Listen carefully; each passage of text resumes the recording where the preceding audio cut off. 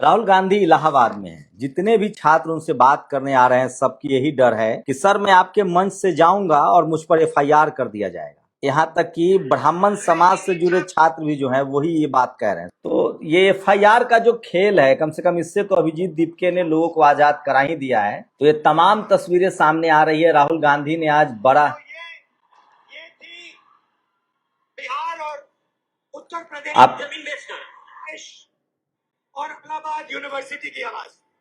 अब तो ये तमाम तस्वीर आज तक ये पूरे सिस्टम को फाइनेंशियल सपोर्ट देते हैं, बीच में पॉलिटिकल। तो राहुल गांधी ने सोचिए अभिजीत जरूर है क्योंकि मैं मतलब कि मैं बीएड हमारी मम्मी करवाई थी जमीन बेचकर। 4 साल से वैकेंसी अभी तक नहीं आई है सर। जब आंदोलन करने जा रहा हूँ तो सर मतलब कि सोमनाथ चौधरी का गुंडा जो कि पुलिस जो हम लोग को लाठी से मारती है और जेल भेजती है सर। जब हम लोग आंदोलन करते हैं तो डिटेन कर लिया जाता है। उसके बाद मतलब कि कुछ भैया को जेल भेज दिया जाता है। काम 6 साल से मैं पीजी बीए इतना कर सकता हूँ। तो ये तमाम जो तकलीफें हैं लोगों ने। मेरा नाम शुभत व्यास है और मैं फर्स्ट फीमेल वाइस प्रेसिडेंट हूँ पटना यूनिवर्सिटी स्टूडेंट यूनियन की, इंडिपेंडेंटली इलेक्टेड। जब 20 तारीख को दिल्ली के जंतर मंतर के प्रोटेस्ट के दौरान उन पर टीयर गैस स्टार्ट किए गए, उसके खिलाफ 22 जुलाई को पटना में स्टूडेंट्स ने प्रोटेस्ट का कॉल दिया। वहां स्टूडेंट्स मौजूद हुए और पीसफुल प्रोटेस्ट उन्होंने स्टार्ट किया। लेकिन फिर बिहार पुलिस और बिहार सरकार ने स्टूडेंट के साथ फिर से ब्रूटली ट्रीट किया, उन्हें मारा और रातों रात उनके घर से उन्हें डिटेन कर लिया जाता है बिना इस जानकारी के कि वो कौन। तो देखिए मैं फिर वही कह रहा हूँ, ये जो पूरा देश को जो एफआईआर के खेल में तब्दील कर दिया गया था वो बीजेपी के लिए बैकफायर कर रहा है। राहुल गांधी ने कहा कि बीजेपी के पास 10,000 करोड़ रुपए हैं और ये पार्टी कैसे है, क्योंकि ये अडानी की तस्वीर थी, मोहन भागवत की तस्वीर थी और मोदी की तस्वीर थी।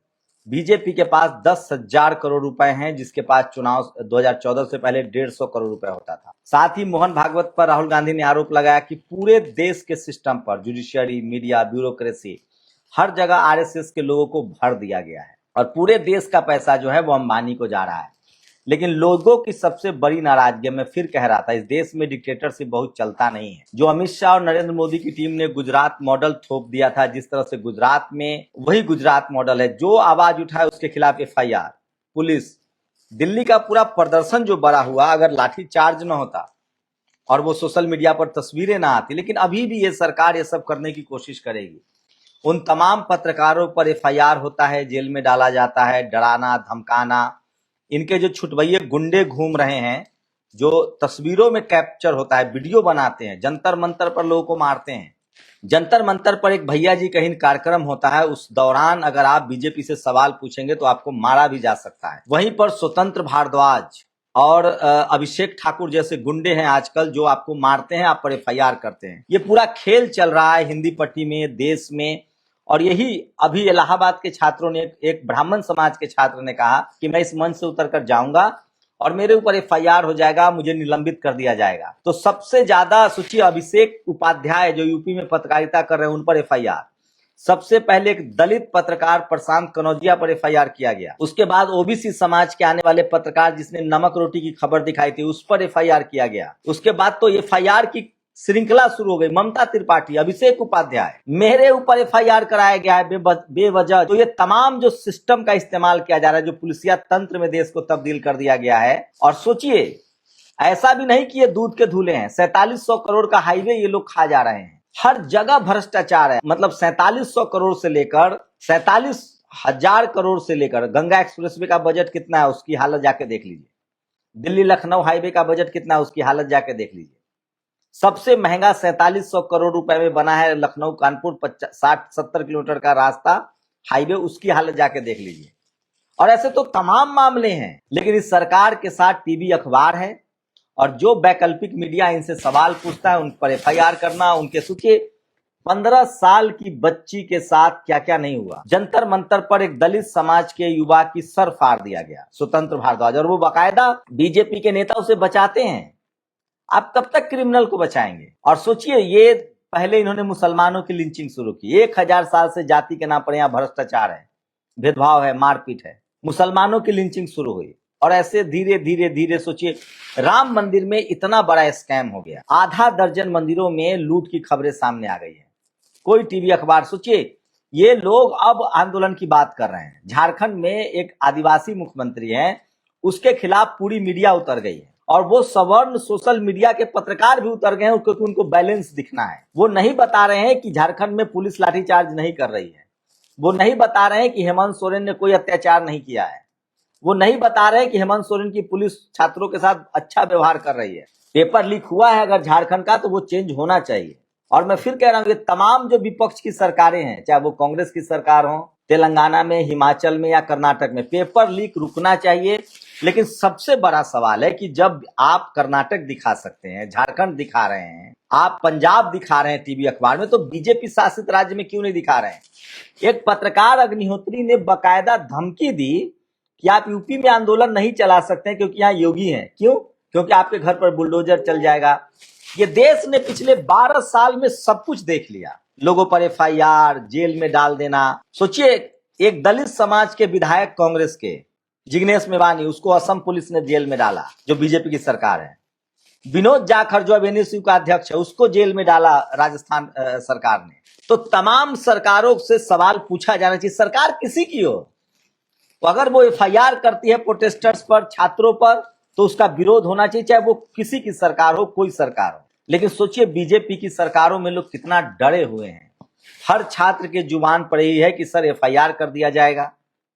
और अब मैं नहीं डरता हूं, मैं फिर कह रहा हूं, इसका क्रेडिट आपको सबसे ज्यादा कोकरोच जनता पार्टी के अभिजीत दीपके को देना पड़ेगा। इस देश में 12 साल से घनघोर चुप्पी थी। तमाम विपक्षी दल के नेता बीजेपी में जाने के लिए लाइन लगाए हुए थे, उसमें कांग्रेस के लोग सबसे ज्यादा गए। उसके बाद उसमें किस पार्टी के लोग नहीं गए? समाजवादी पार्टी के आधा दर्जन विधायक चले गए, अभी सांसद नहीं गए उनके, क्योंकि सांसद में सबसे ज्यादा दलित पिछड़े हैं। उद्धव ठाकरे की पार्टी तोड़ दी गई, ममता बनर्जी की पार्टी टूट गई। ऐसा लगता था जैसे विपक्ष है ही नहीं देश में। लेकिन सुप्रीम कोर्ट में जो कॉकरोच शब्द आया, पैरासाइट शब्द आया, उसके बाद सोचिए, मैं फिर कह रहा हूं, अभी भी आप राहुल गांधी की भाषण देखिए और अभिजीत दीपके का एजेंडा देखिए। राहुल गांधी अभी भी सोशल रिफॉर्म की बात नहीं कर रहे हैं, उनका सामाजिक न्याय पीछे छूट गया है। 2024 के चुनाव में उन्होंने सोशल जस्टिस की बात की थी, अभी भी वो कोलेजियम सिस्टम पर बात नहीं कर रहे हैं, अभिजीत दीपके बात कर रहा है।